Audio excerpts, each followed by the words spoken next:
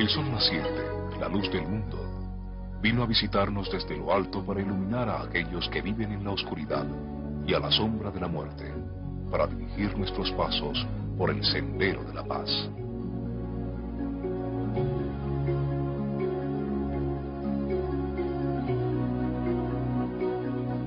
El río de la luz.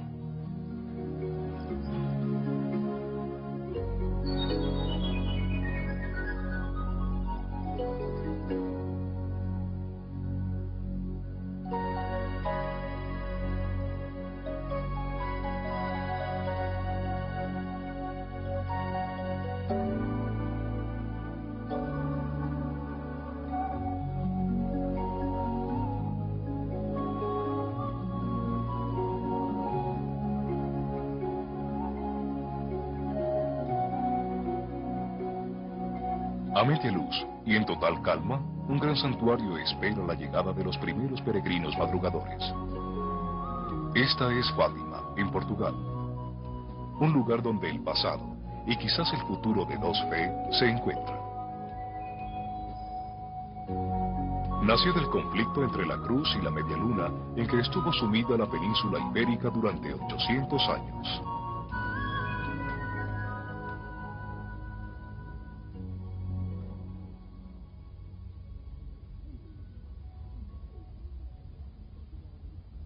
Gracias a los testimonios de apariciones aquí hace 75 años, ahora esto es un santuario, un lugar sagrado que atrae a millones de personas cada año para renovar y sanarse con el peregrinaje y la oración del rosario.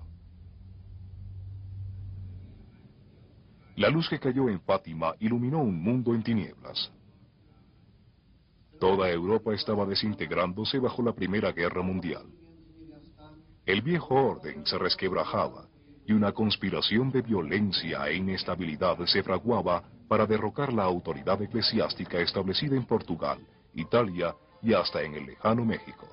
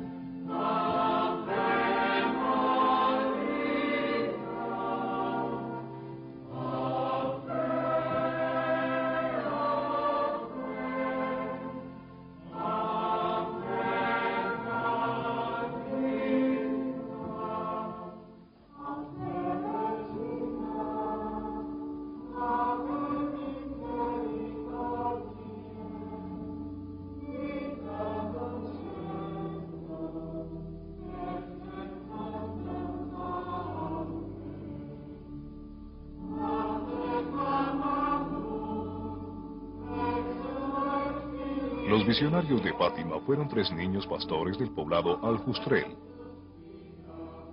La más joven, Jacinta, tenía entonces 6 años.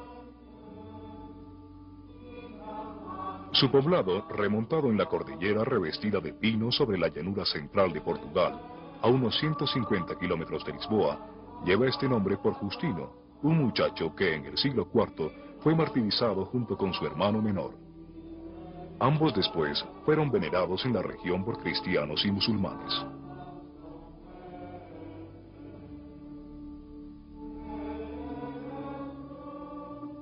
En la iglesia parroquial de San Antonio, patrón de Portugal, fueron bautizados los visionarios, instruidos en la fe, oraron y rogaron con sus familias.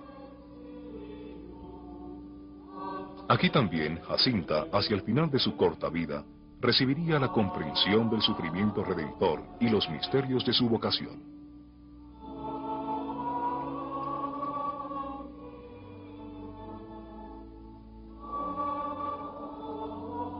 Lucía, la niña mayor, reveló que su experiencia empezó con la aparición de un ángel.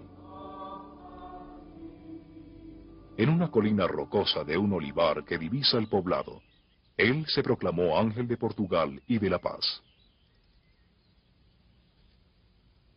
Se apareció a los niños 3 veces en 1916 para pedirles que oraran y les dio la comunión. Los animó a que aceptaran y enfrentaran todo el sufrimiento que Dios les infringiera para perdonar los pecados y les dijo: consuelen a su Dios.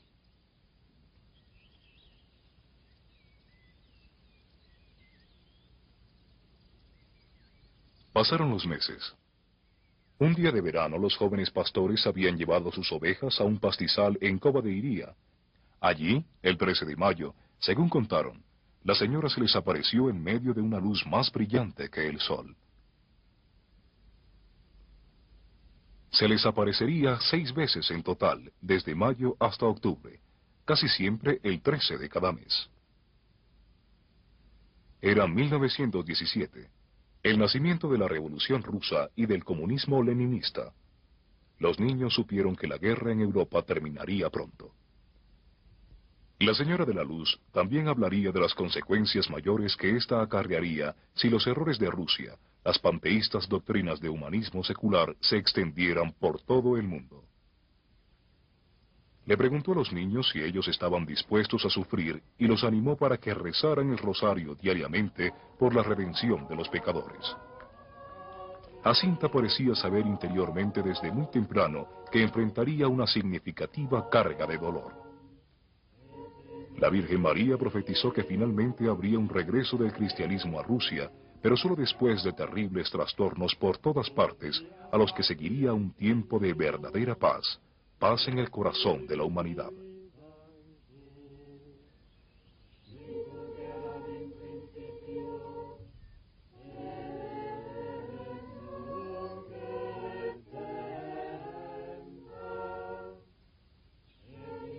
La paloma en el jardín amurallado.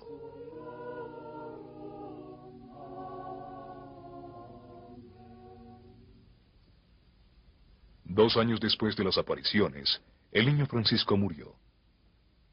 Jacinta contrajo tuberculosis y fue llevada a Lisboa para ser operada. Ella parecía saber que no se iba a recobrar. Sombría por el dolor, pero despierta con la certeza de la fe, valientemente enfrentó todo.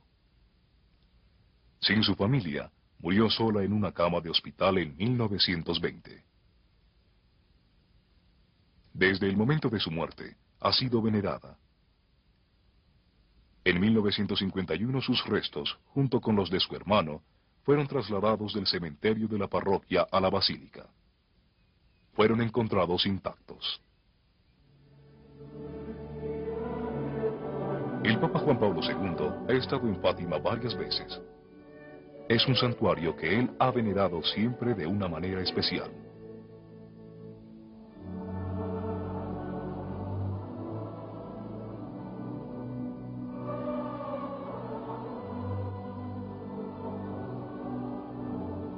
Aquí, él ha exaltado las virtudes de los 2 videntes fallecidos. A través de ellos, el mensaje evangélico de la paz es renovado en nuestro tiempo y le da un nuevo significado porque también habla de la paz entre las antiguas fe del cristianismo y del islam.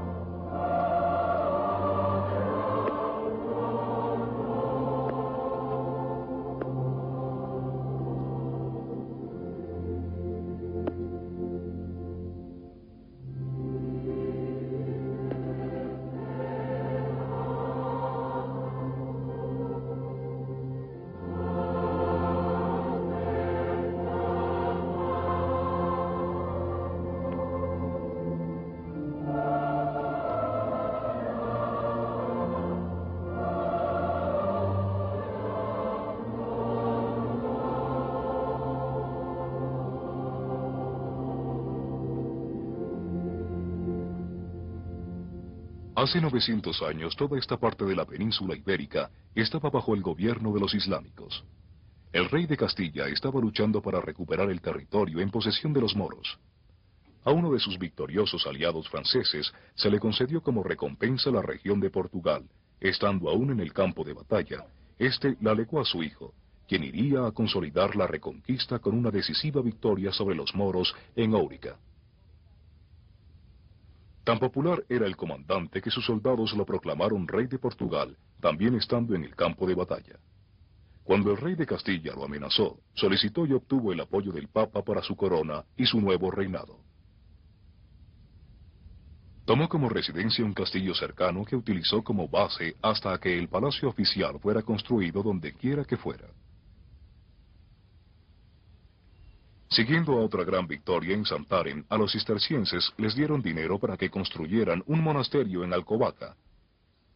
Lo dedicaron a María en agradecimiento por su ayuda en derrotar al enemigo. En Santarém, uno de los cruzados, un príncipe, secuestró a la hija de un poderoso caudillo árabe. Se enamoraron y se casaron. Su nombre era Fátima, pero cuando se convirtió al cristianismo fue bautizada con el nombre de Aureana por el castillo de Ouren al que ella llegó como novia.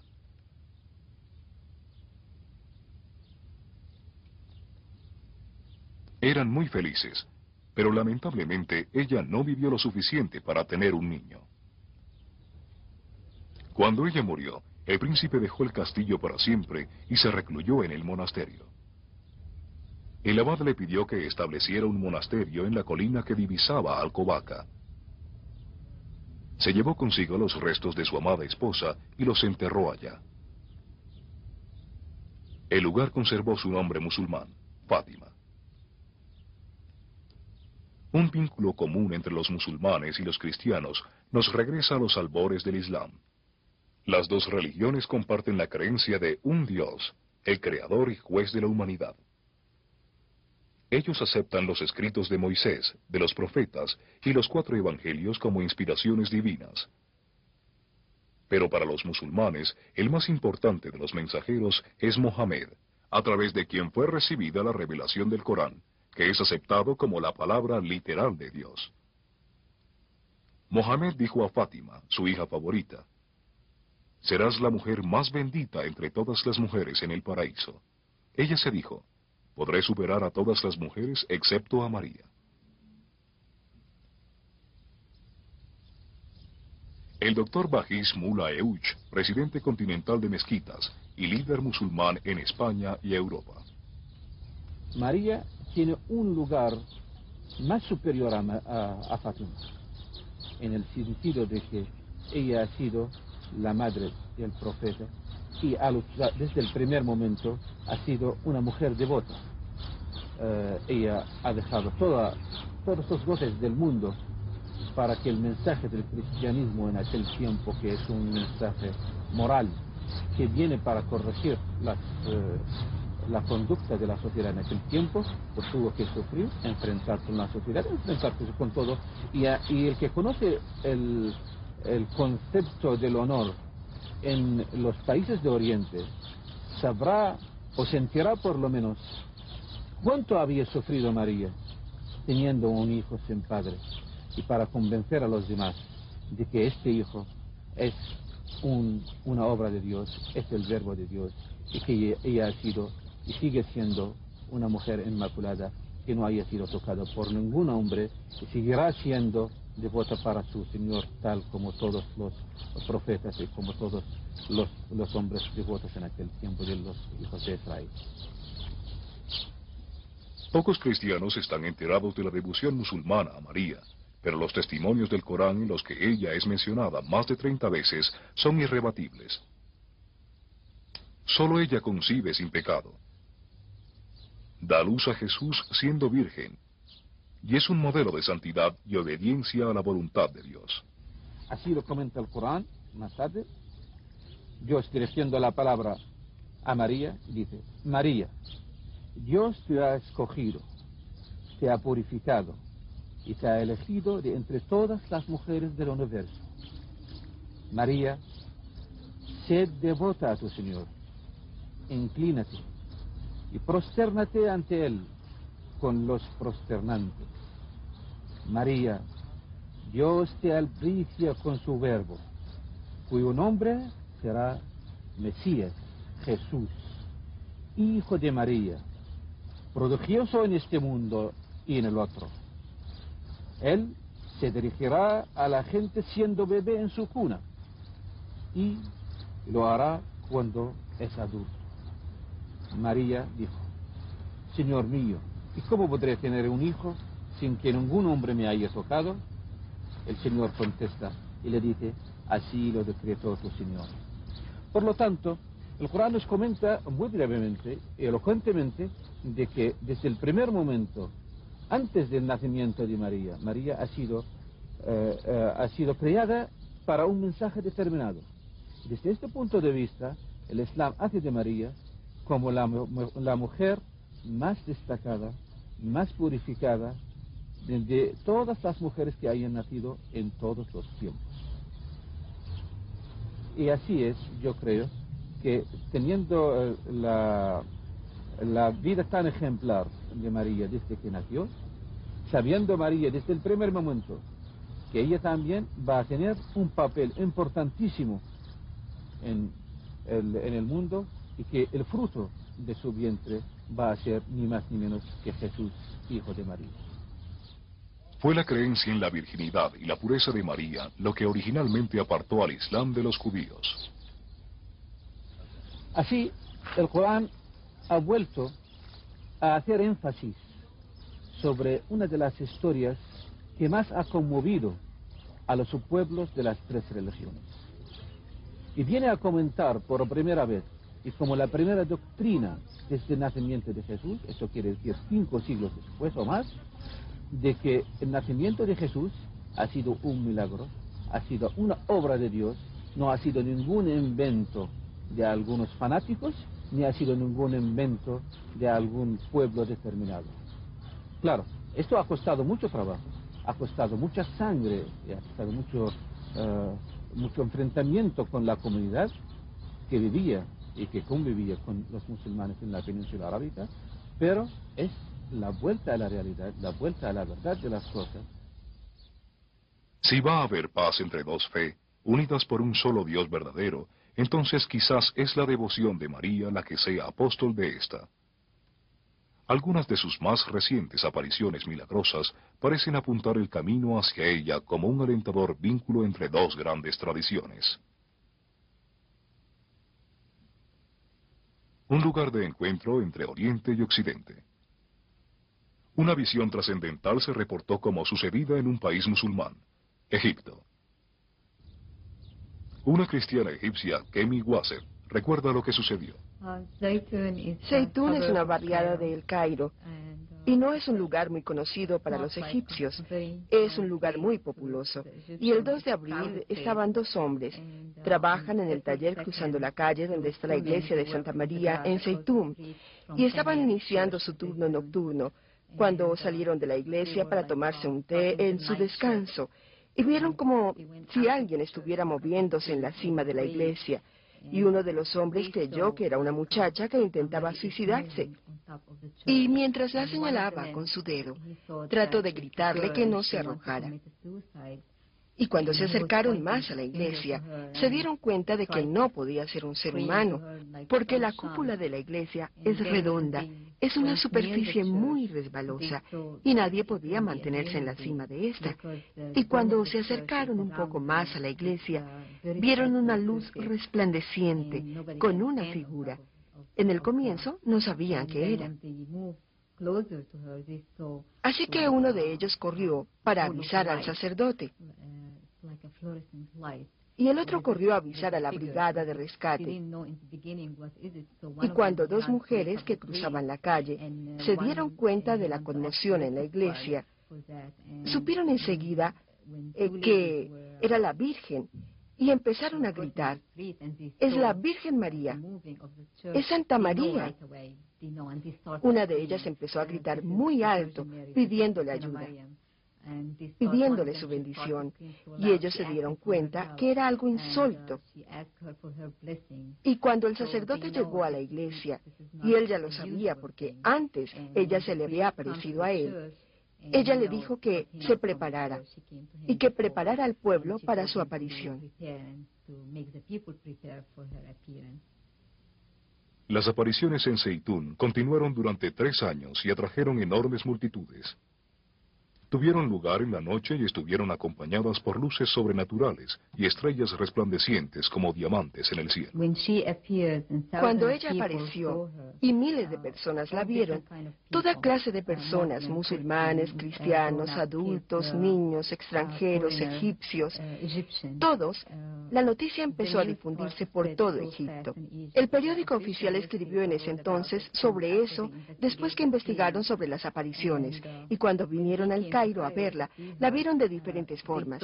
Unas veces vieron toda la figura y estaba de pie sobre la cúpula como la había visto yo, de cuerpo entero, sus manos cerca de sí, dejaba sus manos como si estuviera bendiciendo al pueblo, se movía lentamente e iba hacia la cruz, y la cruz empezaba a brillar, el cielo empezaba a brillar. Usted no podría creerlo, parecían las 12 del día, y era casi siempre después de la medianoche. Estaba muy oscuro. Pero cuando ella aparecía, todo el cielo empezaba a iluminarse con diferentes clases de luces, algunas veces rojas, algunas veces azules. Alguna gente vio unas estrellas alrededor de ella.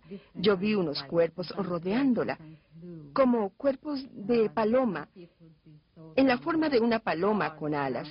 Aparecían alrededor de ella algunas veces. Alguna gente la vio de medio cuerpo, solo la mitad. Algunos la vieron con Jesucristo. Ella estaba sosteniendo al niño Jesús, pero la mayoría de la gente la vio en postura de oración, como si ella estuviera dando mensajes para el público, para que el público hiciera como ella, orara como ella. Mucha gente estaba lejos de la iglesia. Mucha gente que no tenía fe regresaron a la iglesia después de haberla visto. Mucha gente que estaba enferma se alivió después de haberla visto. Ella hizo muchos milagros, silenciosamente. Nunca habló, nunca dejó un mensaje, excepto uno al sacerdote. Sé que el primer musulmán que la vio estaba programado para que le cortaran un dedo, porque tenía gangrena, y su médico le había dicho que este tenía que ser removido. Con ese mismo dedo, él la había señalado a ella, a la Virgen. A la mañana siguiente, cuando fue al hospital, el médico le quitó la venda de su dedo, y descubrieron que su dedo estaba completamente curado. Algunas veces María sostenía una cruz sobre las multitudes, y en otras una rama de olivo, el símbolo de la paz. Zeitún es conocido como el lugar de los olivos. Ella no decía nada, pero su silencio era elocuente. Con este, ella cobijaba a todas las personas y todas las fe, y demostró que todo el mundo se reconcilió en paz a través del sufrimiento de la cruz. Hay mucho más que sanar en el pasado, ya que toda la historia de la relación entre el cristianismo y el islam está llena de conflictos, especialmente en Iberia. Ha habido cristianos en España desde los tiempos de los romanos. En el siglo VI, los visigodos, bajo el gobierno Recaredo, un converso del arianismo, fueron unidos en una sola fe. La capital de su reino y centro de la iglesia fue la antigua ciudad de Toledo. La leyenda cuenta que aquí, en algún sitio, fue enterrado el tesoro del rey Salomón. En la Europa de la Edad Media, fue renombrada como un lugar de belleza y poder.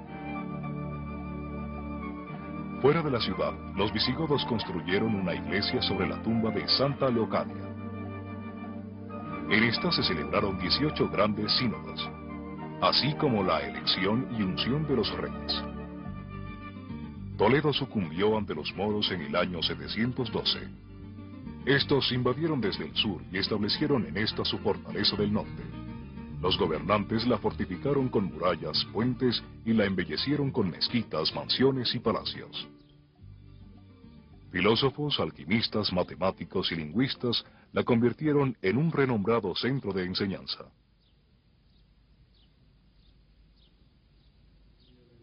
In nomine Domini Christi momentum paz. Deo gratia. Dominus in semper ore. Et in spiritu tuo. Meritum predicam sonor, proficienti in Doi bonitades aumento. Los cristianos se sintieron extranjeros en su propio suelo. Algunos se quedaron y encontraron una forma de preservar su fe bajo el gobierno árabe.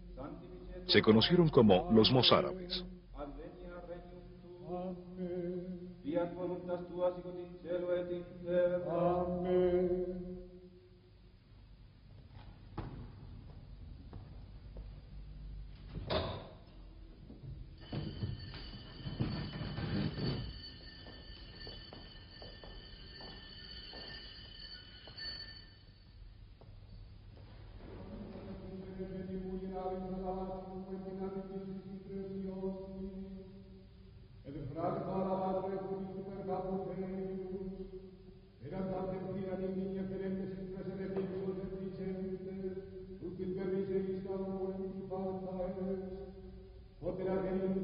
Todavía mantienen un calendario eclesiástico y celebran su propia liturgia. Es un rito que conservan hasta estos días. Un testimonio único del poder de la fe en tiempos de persecución. Las ciudades moras, como Toledo, florecieron bajo la autoridad de Córdoba. Se hicieron prósperas y densamente pobladas. Había nuevas industrias, cerámicas, marfil, seda, metalúrgicas, forjas y madera. Para aquellos que abrazaron el Islam, su estilo de vida era bueno. Había suficiente dinero y viajar y comerciar era fácil. Los visigodos que se negaron a apostatar intentaron adaptarse bajo circunstancias difíciles, pero finalmente fueron obligados a marcharse al norte hacia León. Aquí jugaron a la espera, esperando mejores días por venir. Sus herederos todavía saben cómo esperar, planificar y atacar en el momento preciso.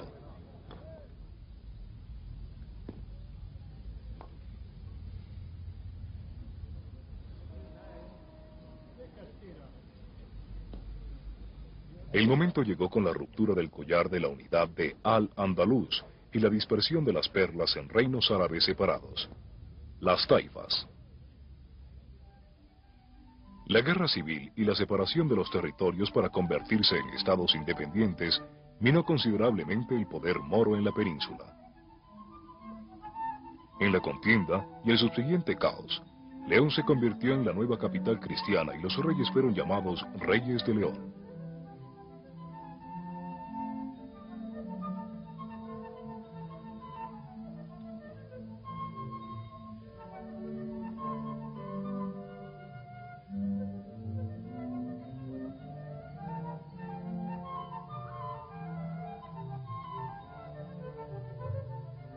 Los oprimidos norteños esperaron impacientemente el surgimiento de un héroe que asumiera su causa. No tuvieron que esperar mucho. Un caballero invencible que se había puesto a las órdenes del rey estaba a la espera para dejar su marca en la historia española. Su nombre era el Cid. Rodrigo Díaz nació en Vivar, un poblado al norte de Burgos en los altos terrenos de Castilla. Aquí, siendo niño, aprendió a cabalgar y adquirió todas las destrezas en su aprendizaje para caballero. Los libros de historia lo retratan como un gran guerrero dentro de una pesada armadura con lanza y escudo. Su caballo era llamado Babieca y, como corresponde a todo héroe, tenía una espada maravillosa, Tizón. Hizo de Burgos su hogar, que ahora se ha convertido en el gran centro de Castilla, con su histórica catedral que domina la famosa puerta Santa María de entrada a la ciudad. Rodrigo fue comandante en jefe para el rey Sancho, que lo involucró en disputas sin sentido entre las casas reales de Castilla y León. Esta última gobernada por el hermano del rey, Alfonso. Ambos reinos se unieron luego del misterioso asesinato de Sancho. Aquí, en el atrio de la iglesia de Santa Agreda, Rodrigo hizo jurar a Alfonso que éste no estaba implicado. Satisfecho con su juramento, transfirió su alianza a su nuevo señor. El rey hizo los arreglos para que él se casara con la señora Jimena, de una noble familia asturiana.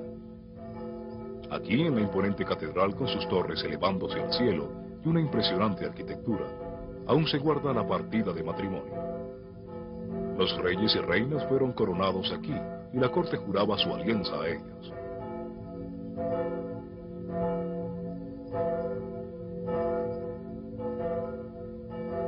Con la ayuda de Rodrigo, Alfonso pudo asegurar el apoyo de los otros comandantes cristianos cuando amenazó a las taifas musulmanas del sur. Pero la confianza entre ellos no era absoluta. El historiador Francisco Ventura describe cómo se disociaron.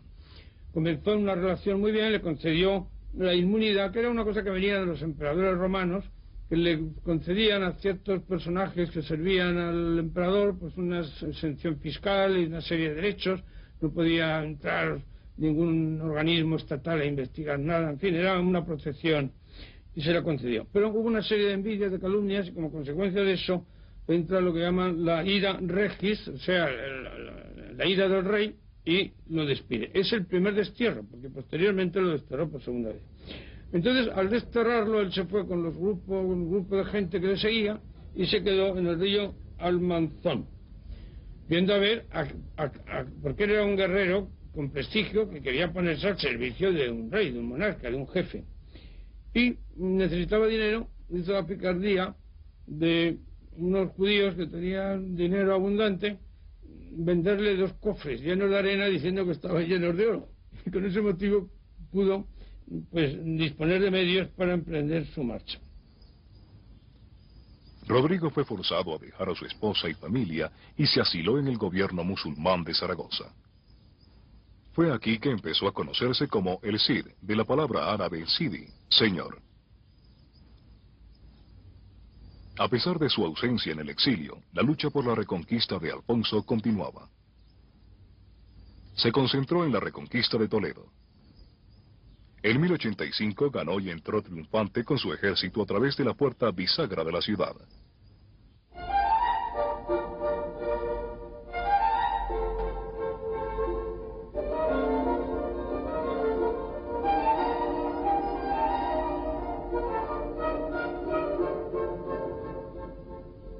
Un sueño se cumplió.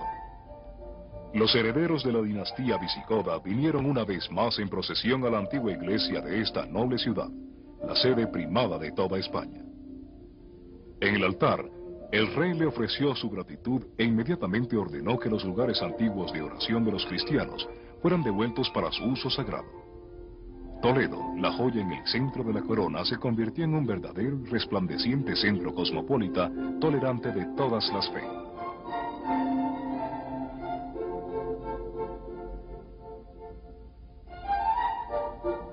Un año después se reconcilió con Rodrigo, quien vino a verlo a Toledo.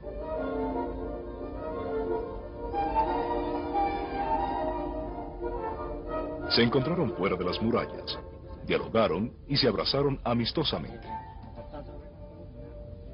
La leyenda relata que a medida que entraban juntos y sus seguidores se agolpaban haciéndole calle hasta el pueblo, de repente Babieca, el corcel de El Cid, se detuvo enfrente de una mezquita y se arrodilló.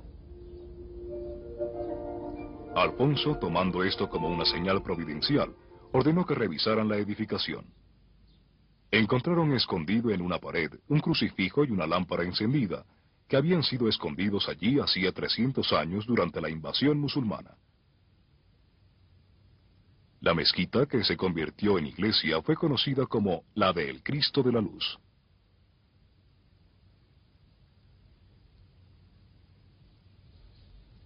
El Cid murió en Valencia a finales del siglo y su cuerpo fue llevado por Jimena a Castilla a un monasterio cerca de Burgos.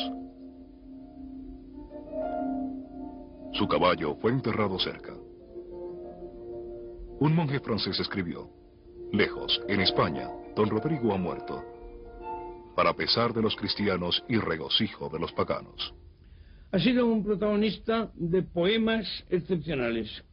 Han dibujado su personalidad, una personalidad acusada, sus relaciones familiares, porque fue muy amante de su familia, su lealtad al rey, a pesar de lo mal que le trataba, su sentido de la justicia, y al mismo tiempo su fe en Dios.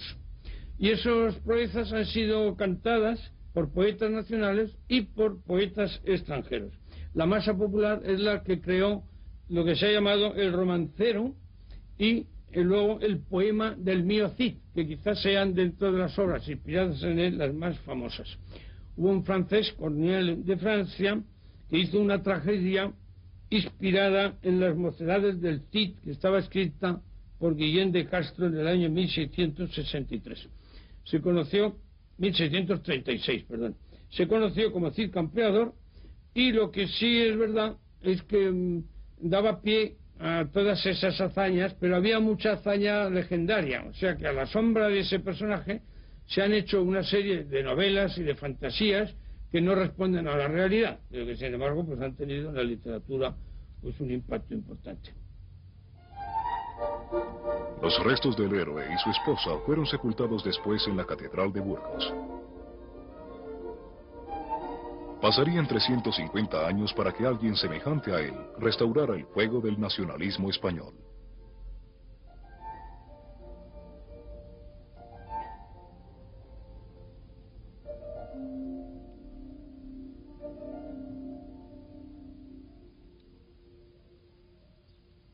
El último cruzado nació aquí, en el convento de la Villa Madrigal, el 22 de abril de 1451.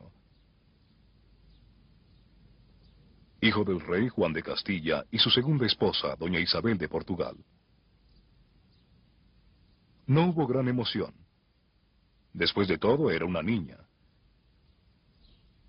Fue bautizada y hecha cristiana con el nombre de su madre, Isabel. Cuando apenas tenía 3 años, su padre murió. El pesar de su madre la hizo retirarse de la vida pública en Arévalo, en la vieja Castilla. Fue aquí que trajeron a Isabel para protegerla de las oscuras intrigas de la corte castellana. Aprendió música, poesía, costura, latín y se enamoró de la belleza de la creación que la rodeaba.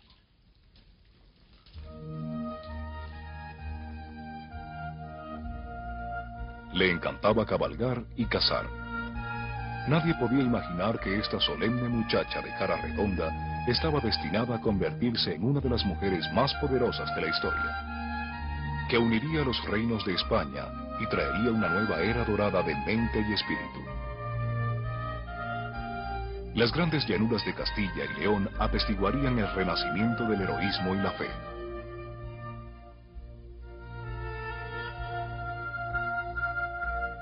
En la cima del verano de su reino, España recogería una cosecha de esplendor como nunca la había visto y que no volvería a ver en los siglos posteriores.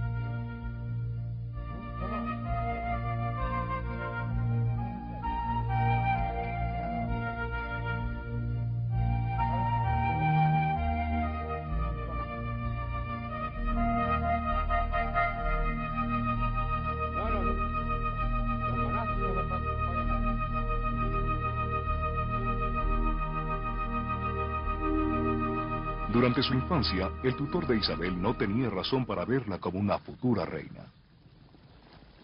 Trabajó con ella pacientemente, sembrando en la joven princesa una devoción a la bendita Virgen María que le duraría toda la vida. Era el prior del santuario de Nuestra Señora de Guadalupe en la región de Extremadura. Este santuario reposaba en las faldas sureñas de las colinas de Altamira, en medio de un delicado huerto y frondosos jardines.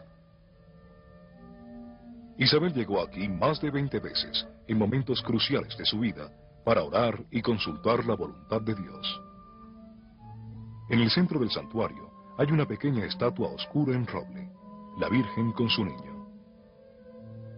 De acuerdo con la tradición, esta fue tallada por San Lucas, el evangelista.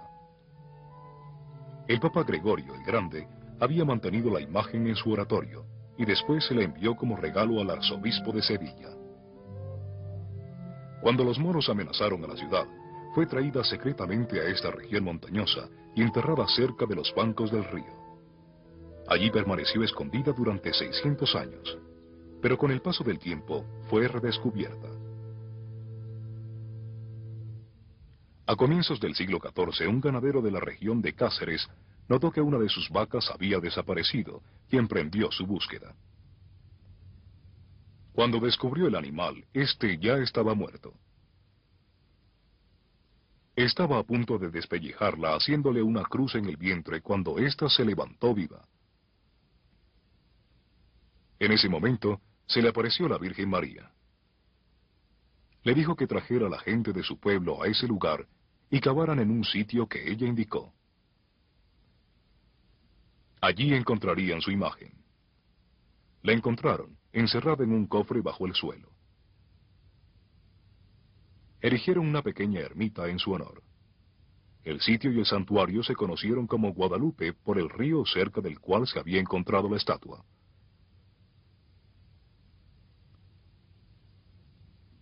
Para la joven Isabel, el santuario también era importante por otra razón.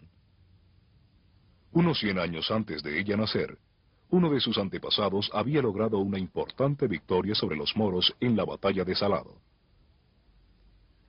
En gratitud, él embelleció el santuario construyendo un magnífico monasterio y elevando su categoría a la de santuario real. Las fortificadas torres y torretas eran un símbolo de resistencia en la larga lucha contra los moros. A través de los siglos, miles de peregrinos han visitado el santuario. Lámparas de oro y plata arden continuamente a la entrada de la capilla. Los primeros grandes exploradores europeos del mundo le tenían una especial devoción a la Virgen de Guadalupe y venían ante ella antes de cruzar los mares.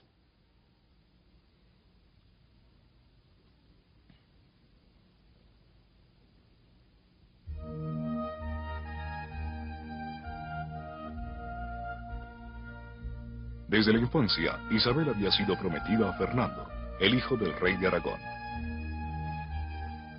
Una tierra famosa por sus profusos viñedos y robusto vino. Una alianza terminaría siglos de hostilidades entre los dos orgullosos reinos.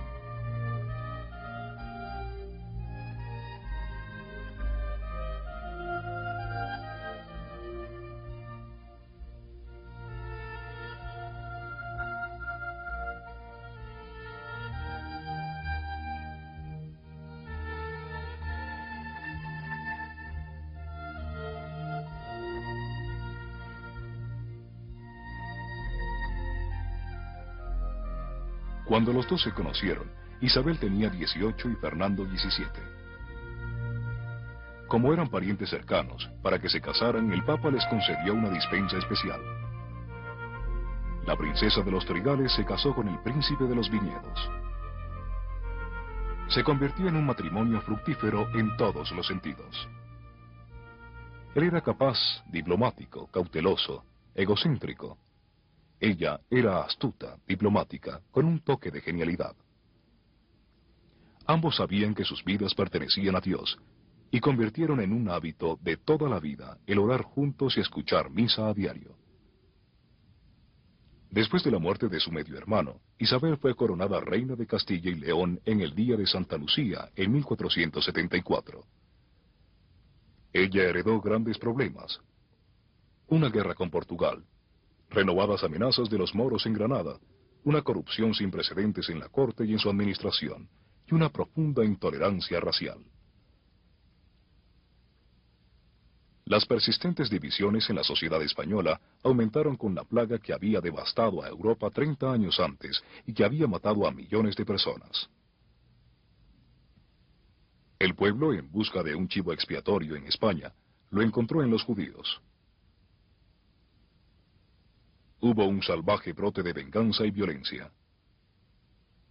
Por conveniencia, para evadir la discriminación y el acoso, muchos judíos se convirtieron al cristianismo, al menos en apariencia, una muestra extrema de lealtad.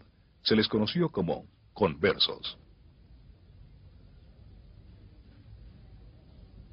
Llegaron a ser importantes en la iglesia y en el gobierno, obteniendo el control de las finanzas, los impuestos, la banca y el préstamo de dinero. De hecho, estaban en todas partes y en todas las esferas del poder. Isabel había sido ungida con conversos, muchos de los cuales ella sabía que vivían una doble vida, y algunos trabajaban como una quinta columna para obstruir sus reformas conducentes a erradicar la corrupción. Otros buscaban insistentemente la restauración del gobierno moro. Solicitó al Papa establecer una inquisición para erradicar la herejía y liberar la sociedad de aquellos que ella consideraba la estaban traicionando. El nombre, la Inquisición Española, ha sembrado desde entonces el terror en las mentes de Europa. Pero una Inquisición había estado operando en Francia, Italia y Alemania muchos años antes y con mucha mayor severidad de la que se conoció en España. Los instrumentos de tortura, la parrilla y el fuego, se convirtieron en métodos notorios de obtener confesiones. Un tiempo para la reflexión y el arrepentimiento era concedido antes de que estas medidas austeras se tomaran. Mientras los tribunales llevaban a cabo su trabajo, Isabel y Fernando estaban decididos a reconquistar Granada de los moros, el último obstáculo en el camino hacia la unidad española. La campaña tardó 10 años y la fortaleza solo capituló cuando fue obligada a hacerlo a causa del hambre. En 1492, una magnánima paz fue acordada entre Isabel y Boabdil, el emir del Al-Andalus. Toda Europa se regocijó al ver el final de 700 años de ocupación mora en Iberia. España, una vez más, era una nación con identidad y vocación cristianas.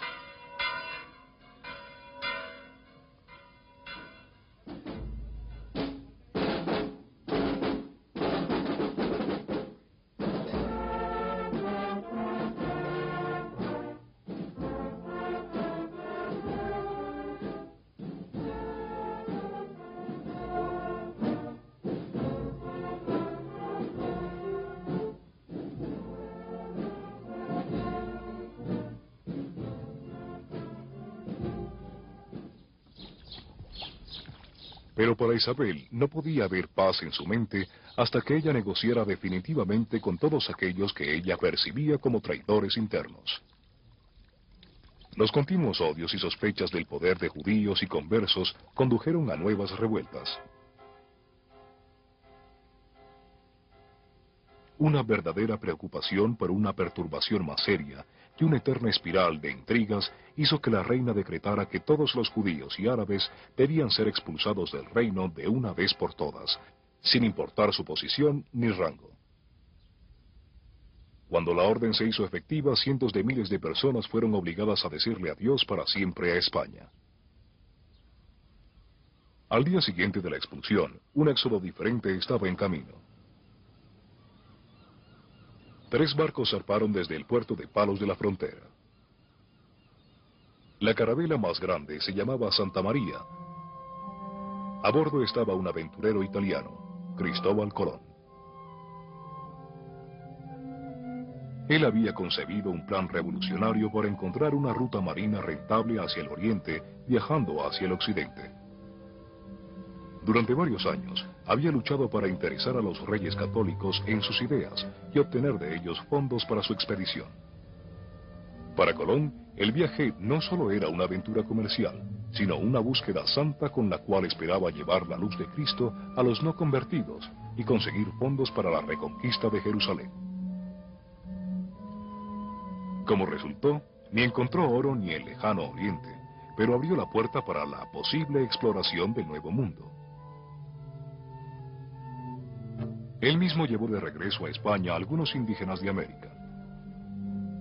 En julio de 1496 fueron bautizados en la pila bautismal de Guadalupe, cumpliendo una promesa hecha por Colón hacía muchos años al prior que lo había animado a buscar aquí la ayuda de la Virgen María cuando todos sus sueños parecían imposibles.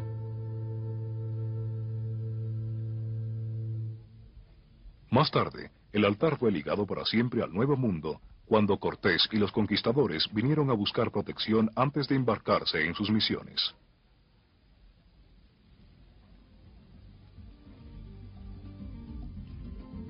Durante el reinado de Isabel, España había madurado finalmente y luego de siglos de penurias sabía que era un pueblo cristiano, un pueblo con una misión y un destino.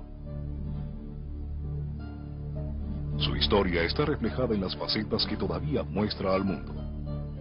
Una faceta de trabajo y decisión para hacer fructífera la tierra. Un rostro de fe y perseverancia. Un rostro de pasión y orgullo. Un rostro de coraje y esperanza. Un rostro de promesa y expectativa en el futuro.